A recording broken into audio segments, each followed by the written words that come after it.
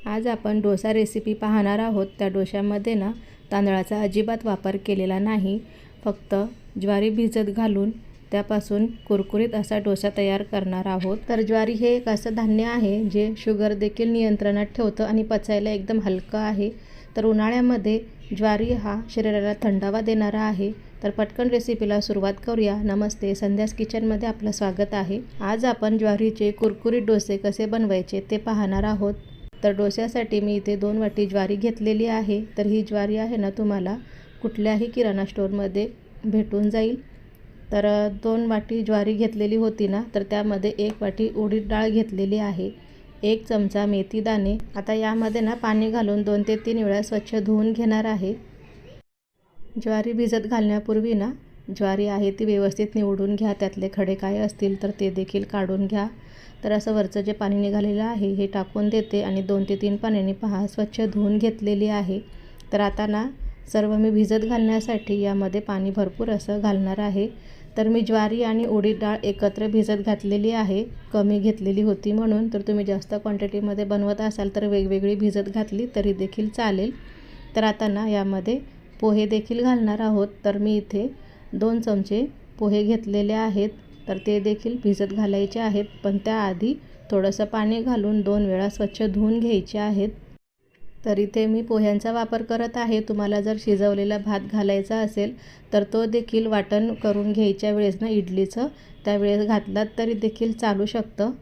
तर पहा पोहे देखील स्वच्छ धुवून घेतलेले आहेत, त्यामध्ये घालत आहे पाणी आणि हे देखील ना आता भिजायला ठेवते। तर अगदी 6 ते 7 तासासाठी भिजायला ठेवून देणार आहे। तर 7 तासाच्या नंतर पहा छान असं भिजलेलं आहे, पोहे देखील भिजून छान फुगलेले आहेत। तर ज्वारी देखील आपण पाहून घेऊ। तर पहा ज्वारी आणि उडदाची डाळ जी घातलेली होती ना ते देखील छान असे फुगलेले आहेत, म्हणजे पाण्यामध्ये छान भिजलेले आहेत। तर आता ना यातलं पाणी बाजूला काढून घेणार आहे, ते टाकून देणार नाही। तर आता याचं ना वाटण तयार करून घेते। तर मिक्सरला वाटून घेणार आहे, भांड्यामध्ये जेवढं मावेल तेवढंच घालून वाटून घेणार आहे। तर ज्या पाण्यामध्ये भिजत घातलेली होती ना ज्वारी आणि उडदाची डाळ, तर तेच पाणी मी ठेवलेलं आहे आणि लागेल तसं यामध्ये घालून वाटून घेणार आहे, दुसरं पाणी टाकणार नाही। चला तर मग आता मिक्सरमध्ये वाटून घेऊया। तर पहा अशा पद्धतीने छान वाटून घेतलेलं आहे, लागेल तसं पाणी घातलेलं आहे आणि तुम्ही पाहू शकता असं जास्त ना जाड किंवा जास्त बारीक देखील मी वाटून घेतलेलं नाही, अशा पद्धतीने वाटून घेतलेलं आहे। तर राहिलेली ज्वारी देखील ना वाटून घेते। तर आता हे शेवटचं राहिलेलं आहे। तर यामध्ये ना मी जे भिजत घातलेले पोहे होते ना त्यातलं सर्व पाणी टाकून दिलेलं आहे आणि पोहे ज्वारीसोबतच आता मिक्सरला छान असं वाटून घेणार आहे। तर यामध्ये ना थोडंसं पाणी घालते। तर या पद्धतीने ज्वारीचे डोसे बनवण्यासाठी सर्व पीठ तयार करून घेतलेलं आहे। तर आता ना भांडं कमी पडत आहे म्हणून मी एका मोठ्या भांड्यामध्ये पीठ काढून घेत आहे। तुम्ही सुरुवातीलाच भांडं मोठं घ्या, म्हणजे भांडं बदलण्याची वेळ येणार नाही। तर पहा या पद्धतीने छान असं पीठ तयार झालेलं आहे। तर आता ना एका मिक्सरने मी छान फेटून घेणार आहे। तर हे पीठ आहे ना तुम्ही 2 तास देखील फर्मेंट करून घेतलात, आंबवण्यासाठी ठेवून घेतलात ना तरी देखील चालेल। उन्हाळ्यामध्ये जास्त आंबवून ठेवण्याची किंवा जास्त वेळाची गरज लागत नाही, लगेच पीठ आंबलं जातं। तर पहा अशा पद्धतीने छान मी फेटून घेतलेलं आहे। तुम्ही पाहू शकता किती त्याच्यावर बुडबुड्या निघालेल्या आहेत। तर हे पीठ आहे ना 2 भागांमध्ये डिवाईड करून घेतलेलं आहे, कारण भांडं छोटं पडत आहे। तर पीठ फुगण्यासाठी त्याला पाहिजे तसं मोठं भांडं लागतं। तर मी आता ना 2 ते 3 तासासाठी ठेवून देते। तर पहा 2 ते 3 तासांनी छान असं पीठ तयार झालेलं आहे। तर तुम्ही पाहू शकता उन्हाळ्यामध्ये ना जास्त गरज लागत नाही आणि जास्त वेळ ठेवलात 5-7 तासासाठी तर जास्त आंबट होण्याची शक्यता असते। म्हणून उन्हाळ्यामध्ये ज्वारीचे डोसे जर करायला घेत असाल तर रात्री भिजत घाला ज्वारी, सकाळी दळून घ्या आणि फक्त 2 तासासाठी किंवा 3 तासासाठी ठेवलात तरी देखील छान असं डोस्याचं पीठ तयार होतं। तर पहा अशा पद्धतीने छान पीठ तुम्ही पाहू शकता किती छान असं सुंदर तयार झालेलं आहे। या पिठामध्ये सोडा किंवा इनोचा वापर केलेला नाही।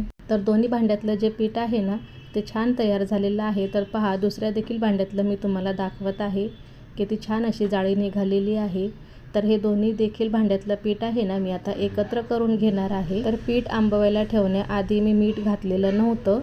तर पहा दोन्ही भांड्यातलं एकत्र करून घेतलेलं आहे आणि यामध्ये ना मी आत्ता मीठ घातलेला आहे, तर तो व्हिडिओ माझ्याकडनं चुकीने डिलीट झालेला आहे। तर डोसे बनवण्यासाठी पॅन गरम करून घेतलेला आहे आणि त्यावर ना अर्धा चमचा तेल घालून मिठाच्या पाण्यामध्ये कॉटनचा कपडा ओला करून घेऊन ना तो तव्यावरून फिरवून घेतलेला आहे आणि त्यावर ना पीठ घालून डोस्याचं छान असे डोसे बनवून घेत आहे।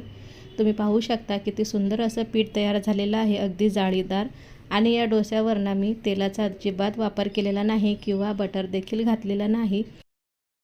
तर बिना तेलाचा पौष्टिक असा ज्वारीचा डोसा पहा किती सुंदर तयार झालेला आहे। तर पुन्हा एकदा दुसरा डोसा बनवते वेळेस गॅस कमी करून घ्यायचा आणि मिठाच्या पाण्यातला कॉटनचा कपडा आहे तो तव्यावरून फिरवून घ्यायचा किंवा पॅनवरून फिरवून घ्या, त्याच्यानंतरच पीठ घाला।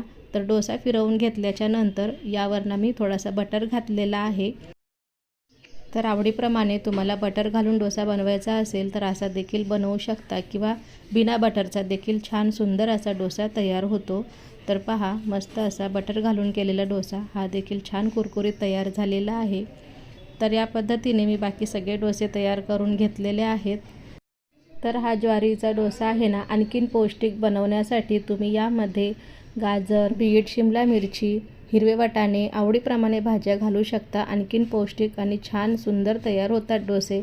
तर पहा सुरुवातीला जो डोसा केलेला होता ना मी तो तुम्हाला दाखवत आहे।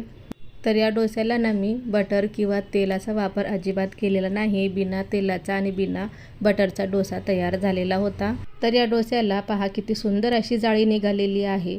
डोस्याचं पीठ किती सुंदर असं तयार झालेलं होतं, अगदी कुरकुरीत असे डोसे छान पौष्टिक तयार झालेले आहे। तर या उन्हाळ्यामध्ये ना ज्वारीपासून बनलेले अनेक पदार्थ तुम्ही बनवून खाऊ शकता, त्यातलाच हा एक पदार्थ आहे ज्वारीपासून बनवलेला कुरकुरीत छान पौष्टिक डोसा। तर तुम्हाला माझी आजची रेसिपी कशी वाटली मला कमेंट करून नक्की सांगा। रेसिपी आवडली असेल तर रेसिपीला लाईक करा, व्हिडिओ शेअर करा आणि माझ्या चॅनलवर नवीन असाल तर चॅनलला सबस्क्राईब करा।